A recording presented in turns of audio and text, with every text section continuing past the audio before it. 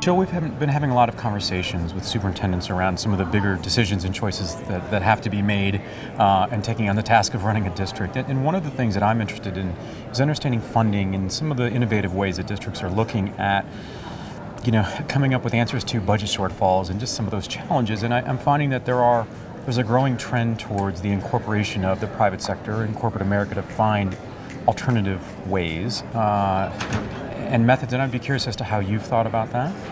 Certainly. So in my district, we have 2,300 students, cover about 36 square miles, and we have portions of 7 communities.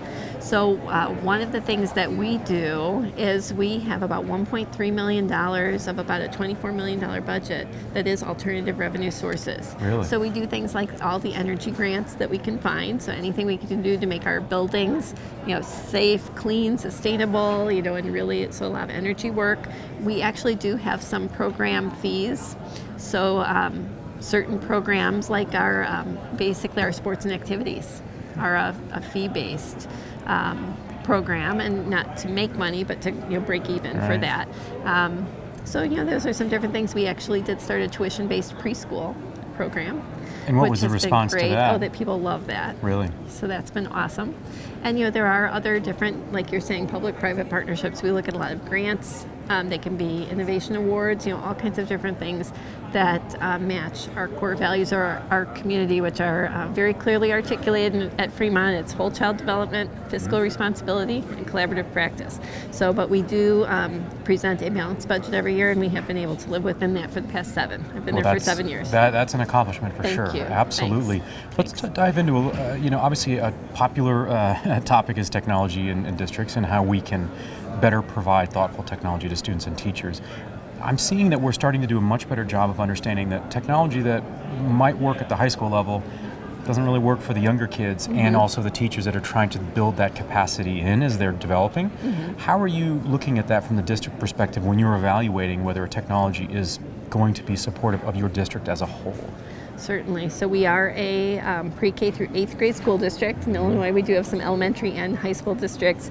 We are a one-to-one digital learning environment, and we did do a good amount of pilot work. We did do a lot of study, research.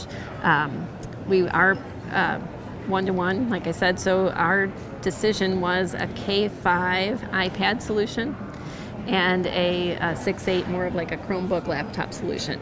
So we do find that, as you're saying, the kids at the younger age, really, they don't need the keyboard, they don't like the keyboard, and there are a lot of app-based programs. But then even with an iPad, you have to decide, are you going app-based or are you going productivity tool, right? Because they're different things. So these are discussions that you have as a district, and you really make that decision to use the how you want to use the resource, because we know the devices will change, right? Yeah, they will absolutely change. Right. They're changing as we're talking now, right? Exactly, right. So you build the infrastructure, you make sure you have robust teacher training, and support for teachers, so that they know how they want to deploy this. You give them the space, to be innovative, and then we're seeing just great gains. We are seeing technology as an accelerator, though, for a lot of like skills gap closing. It really works because it's that great practice, and sometimes feels gamification is great for kids.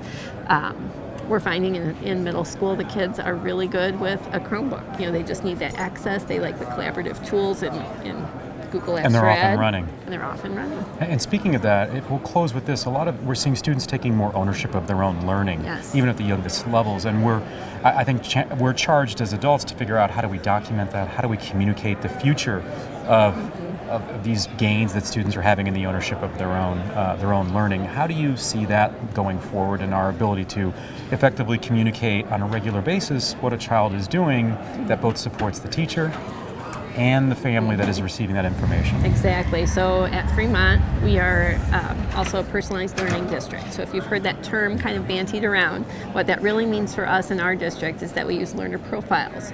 So we're communicating. The students are sometimes building these themselves, even as they are documenting the type of learner they are, how they learn best, and we are reporting this out to parents. Their extracurricular activities, their attendance patterns, their hope, engagement, and well-being. We're looking at all of these indicators of school success and future life success, right? So we're giving parents a lot more information than just a grade or an average. An average is misleading when you're giving a grade point average, right? So we really see it as learner profiles being really important for personalized learning, proficiencies, documenting growth and proficiency across subject areas, content areas. We're looking at their pathway, right? So all the different interests they may have and trying to capture that. So whether that's with a personal project that they work on or whether it's a collaborative project. So one of the examples of a collaborative project is the kids redesigned a classroom in the middle school, and we were able to build those 2 classrooms. Wow. Student design classrooms, great research. They looked at, interviewed the architects and the mayor of the towns and the principal and their their families, and they got really involved. And we were able, and they even did cost analysis for different products and furniture. Talk about ownership of your learning. Yes.